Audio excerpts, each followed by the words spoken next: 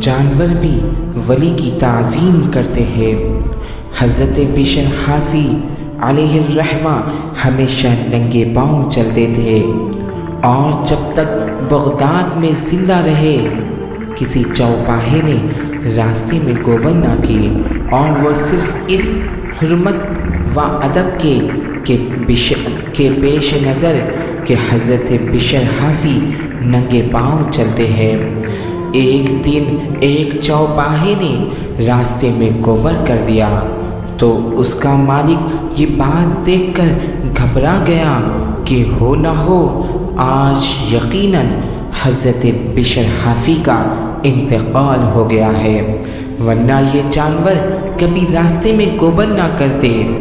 چنانچہ تھوڑی دیر کے بعد اس نے سن لیا کہ واقعی حضرت کا وصال ہو گیا ہے۔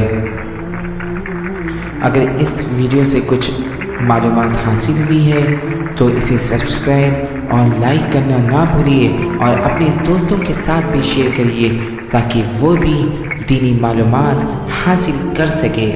جزاک اللہ خیر، اللہ آپ کو بھی بہتر جزا عطا فرمائے، آمین۔